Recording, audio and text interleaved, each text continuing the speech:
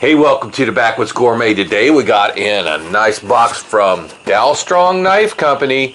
Today we're going to unbox it, let you take a close look at it. We're going to use it for the very first time and cook up a great dish for you right here on some good old cast iron.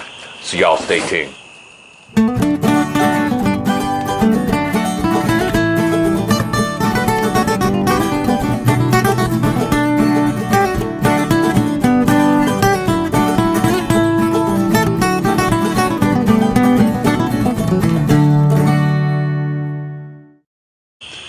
Alright, so let's go right into getting into this box. I've had it for a couple days, and I'll be honest with you, man. I've been wanting to get into it, but I didn't have time to come out here and film it, and so I just been jonesing to see this new knife. And this new knife is a pretty innovative design.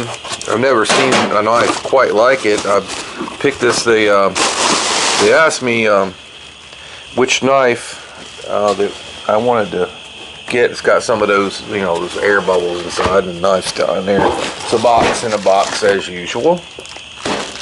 So here is the package inside. Has the Dalstrong logo right here, and the presentation, the packaging, and all that can tell you a lot about the product.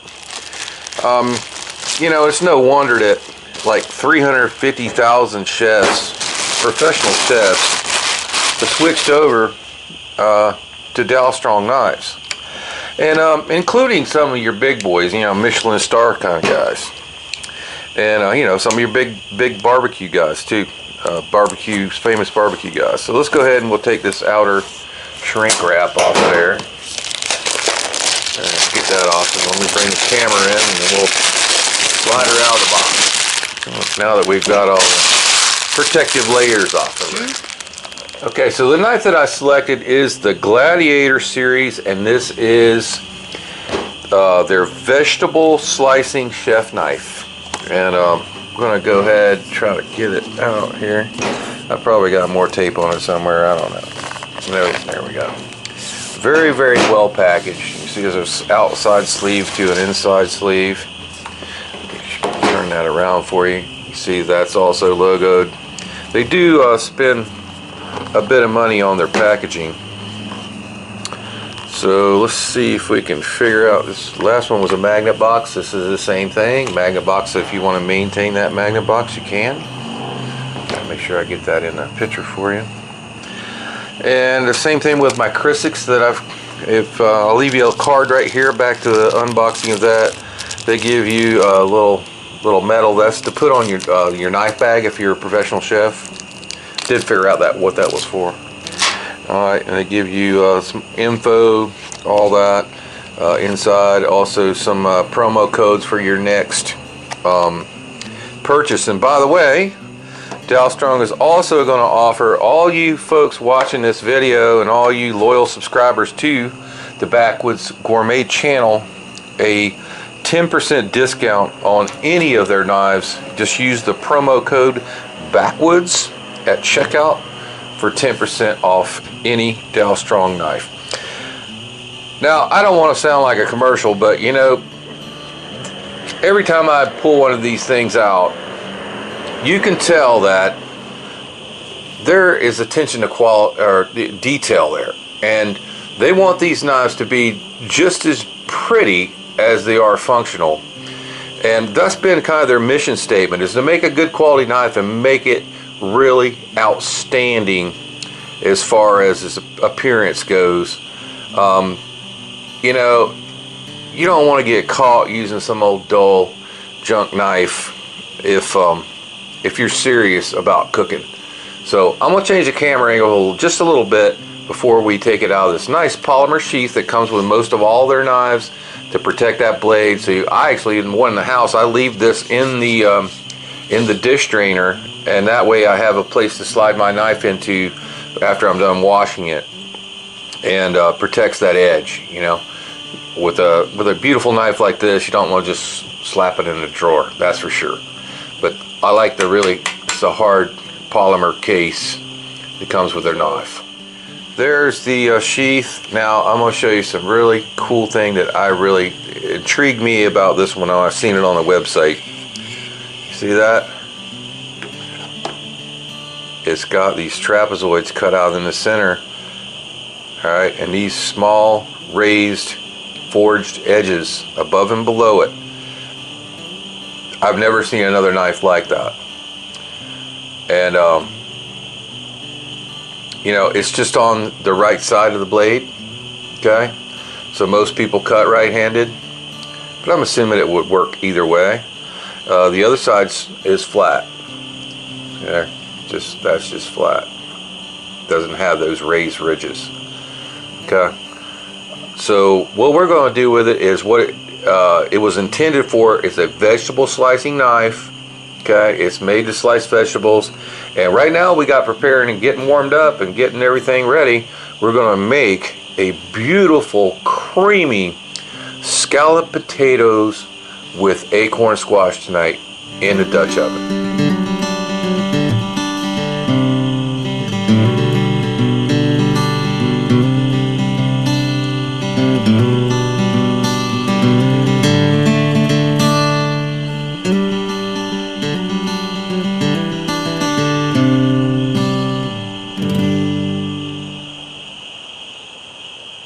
So yeah, we could yap all night about you know, looking at the knife. I give you a good close look at it there. Proof is, how good does it work? All right. I am really looking forward to seeing how these small ridges that are built into that blade. You know, everybody knows you use a chef knife to slice potatoes. They're like a stick to the side of the blade, and all of a sudden they're falling on the floor, falling all over the countertop, doing whatever. So that's why I chose this dish tonight. Scalloped potatoes, creamy scalloped potatoes. These are going to be some super creamy scalloped potatoes. I'm going to throw a twist at you on this one, and we're going to also put in some acorn squash. Okay, so let's get out the Dalstrong. Let's get out one of these big old fat russets and give her a try.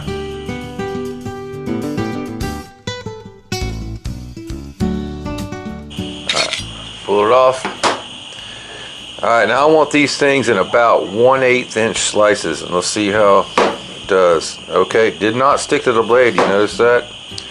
And that thing glides through that potato. And I'm using the back of my knuckle, you see behind the blade here, using the back of my knuckle to gauge my slices each time. That's a chef skill for you.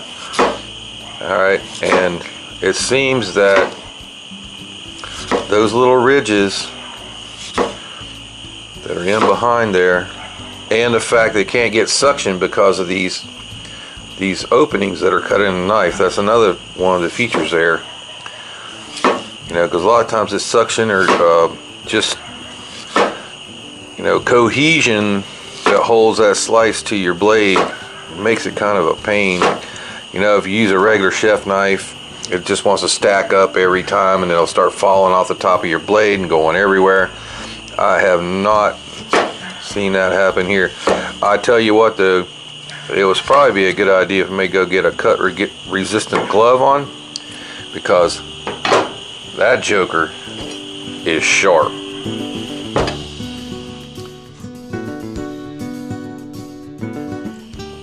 So let's try something a little tougher.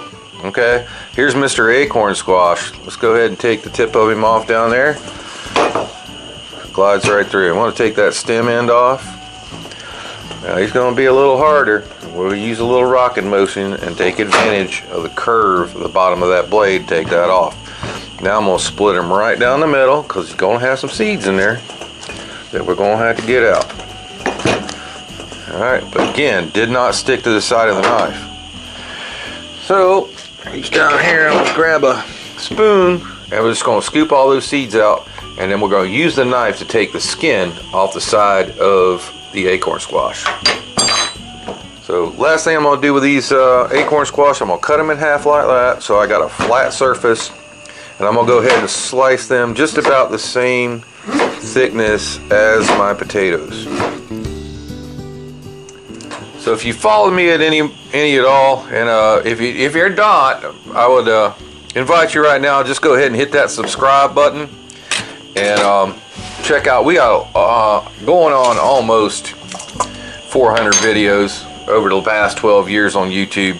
So there's much more content than what you're seeing right here back on our channel page. I'm gonna leave you the link in the description box below. Also gonna leave you the link to the Dalstrong website with that promo code to get 10% off of any one of these now Dalstrong knives. Now, I love lime on my potatoes, and it's also gonna prevent your potatoes from turning dark on you. So I'm gonna go ahead right now and just squeeze half a lime over the squash and the potatoes.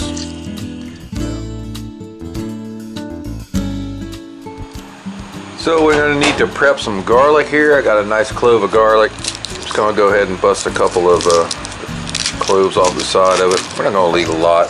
Probably 2 if they're generous sized ones like that.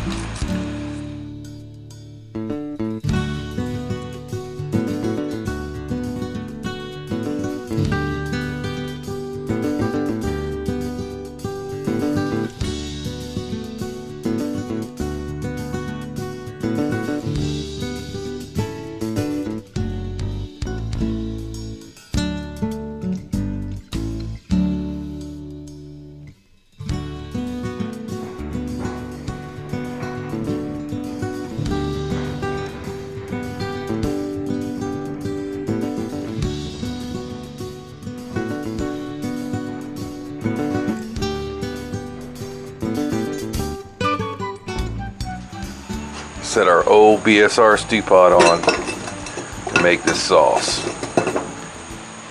Alright guys, so we haven't talked a lot about the ingredients for our creamy scalloped potatoes with acorn squash other than the potatoes and squash. Alright, so the other things you're going to need: black pepper and salt. This is Himalayan pink salt, sea salt in there. I got a little bit of flour.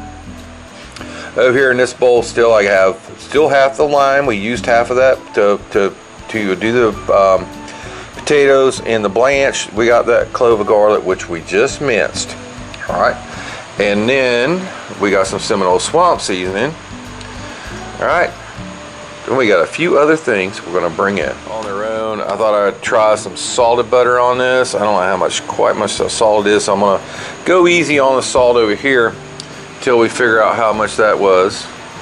And then over here we have, those are our blanched potatoes and squash.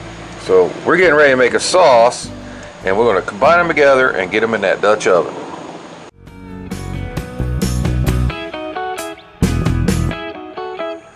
So also from the dairy aisle for this dish, we're going to use some half and half. You can use whole milk. I've got a couple different kinds of cheeses. I got some mozzarella. I don't know if we use that or not. I do have some triple cheddar. This is 3 different kinds of cheddar, and then I got some smoked Gouda. I'm gonna try a little bit of this before I put it on there, but hopefully that'll be good. So you're gonna need some cheese at the end, and of course, you know, scalloped potatoes, they've got to have cheese.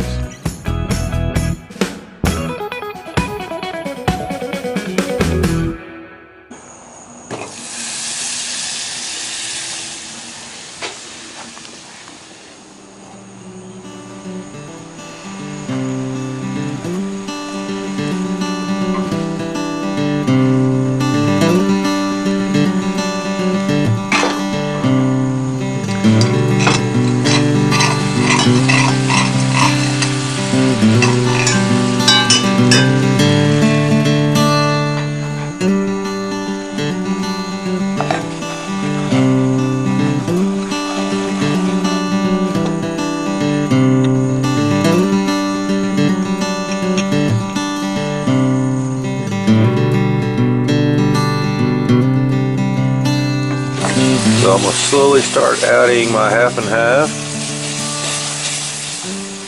Trying to let the pot recover in the process. Hope it don't get lumpy. Usually when I try to use milk products right off, that's what happens.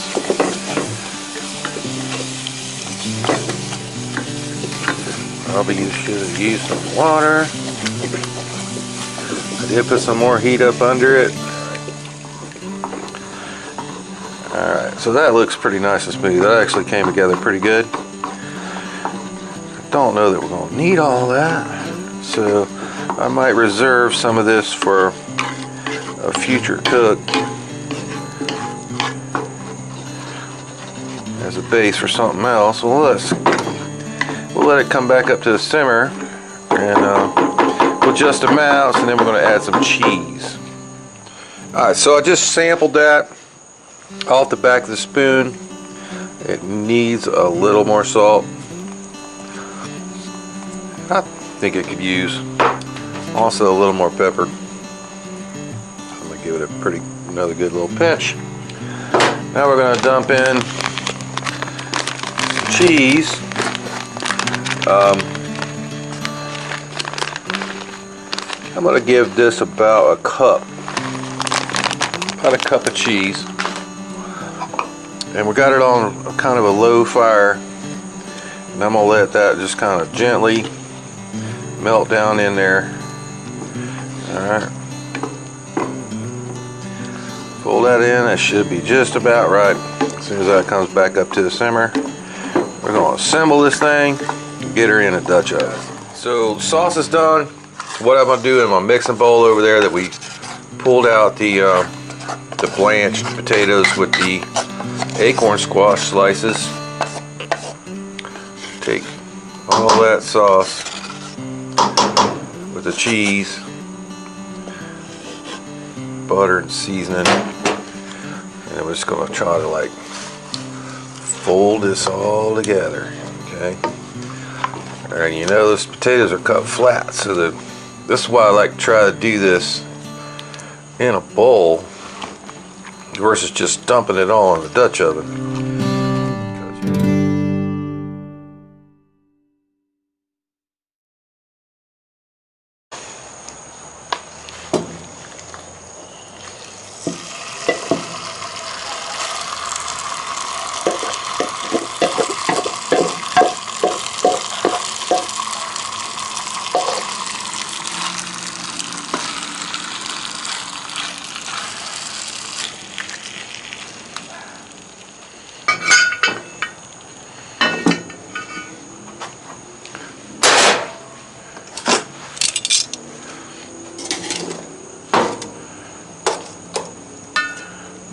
Setting up 350 so these coals will burn down.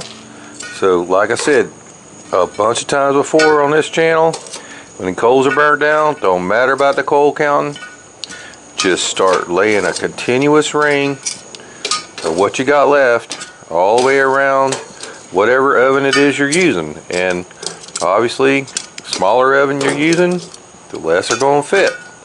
Bigger oven you're using, the more going to fit. And you're still going to get that 350 as long as, well actually these are so small right now they're not even close to the size of a normal charcoal. So we're going to go ahead and give it some extras. We've been going a while here. We've been filming and stopping and starting. So I'm going to go ahead and space those out like maybe every other coal size there. And if it gets too hot, ain't no big deal. Just pull a couple off.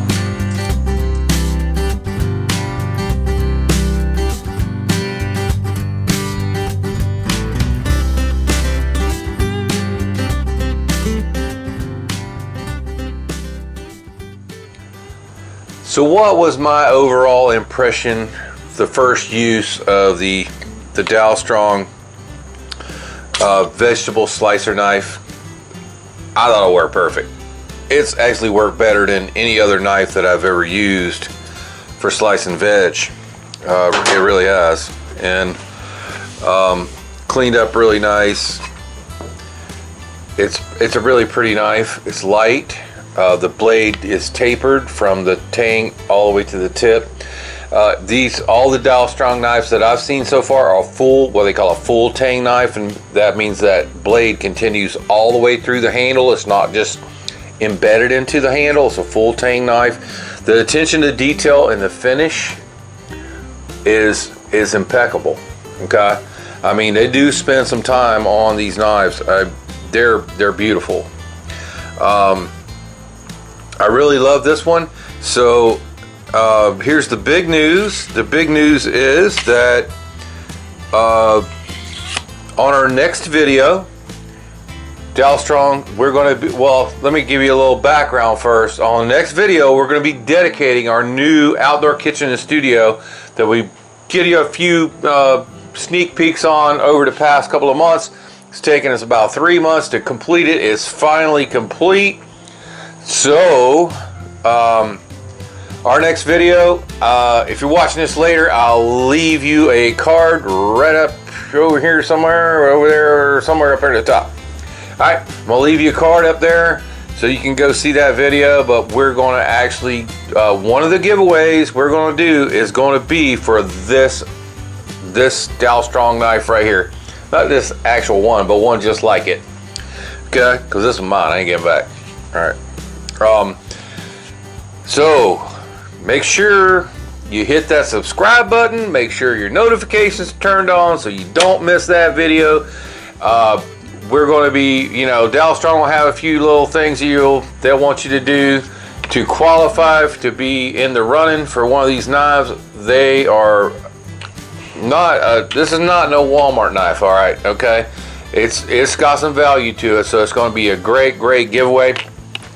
Also, I know I can always count on my folks over at Seminole Swamp Seasoning on the same video dedication for this, their new studios and outdoor kitchen.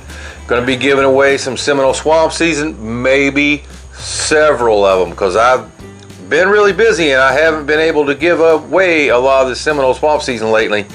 So we're going to have maybe 2 or 3 people maybe that's going to get a brand new, or get to try the 3-pack, the 3 different flavors of Seminole Swamp Season that they make. Again, they don't pay me a dime, but they do help me out with sending you guys some samples of this, the great season. Like I said, I wouldn't use it if I didn't like it, and I love it. All right, so there's where we're at. The Dutch oven's still going back here, going another 30 minutes or so. It's getting kind of late, so figured I'd give y'all a good update. I know this video is going to be long and probably boring the heck out of y'all, but hey, don't go away, because we're going to see how them taters going to turn out.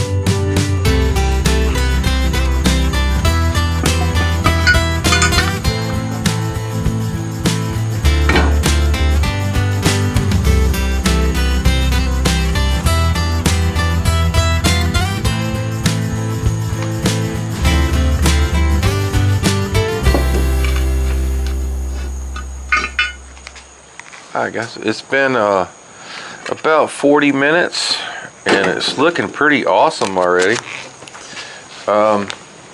Take our Dalstrong and give those tater a poke. Oh yeah.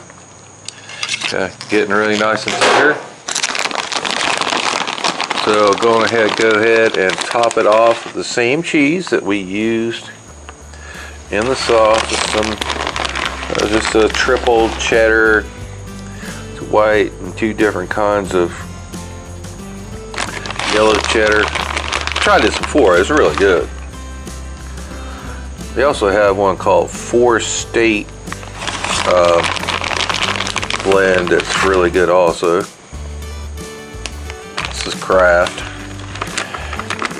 Alright, so we'll go ahead and use the rest of that bag. So we basically used an entire 8-ounce package. About half in the sauce and about half on the top. So hopefully we still got enough coals to brown that up, and we're using Kingsford, okay? So you know that's not gonna last a great amount of time, but I think it'll probably, we had about 3/4 of a chimney when we started, and we may be able to actually finish this up with that amount. So we'll see how it turns out. We'll get another 15 minutes. This old Kingsford just about had it, really burned down a lot. I would hope it would have went a little bit longer. I would say it's good for about 45 minutes. We've been about an hour. I really wish it would have got a little bit of brownness on top. But you know what? It smells awesome. Taters are done. We go in and take a nice look at it.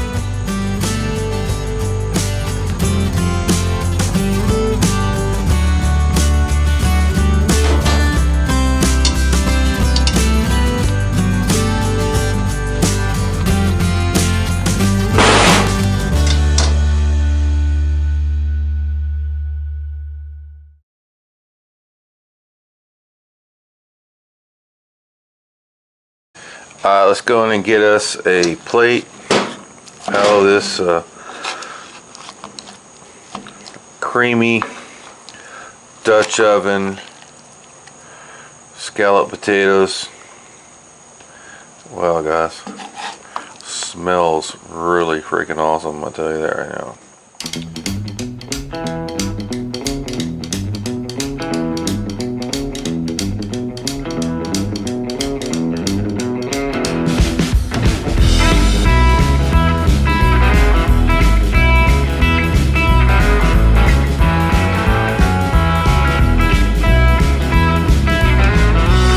You guys are always wanting us to taste our food on camera. I don't know why. You can't trust the chef's own opinion of his food.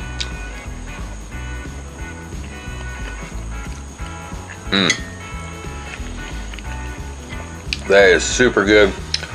You know, if you want to step this dish up one more notch, I would put some bacon bits, crumbled bacon up in there. Maybe a little onion, diced onion too. Creamy goodness. You want a bite of that? I know you do. Oh, cheesy too. Ah, forgot that. So if you like what we're doing, please smash that like button right down there. To subscribe to our channel, you can do it right over here. For a whole playlist of cast iron and Dutch oven cooking, it's going to be right over there. And for another playlist of outdoor product reviews, it's going to be right over there. We'll see you next time.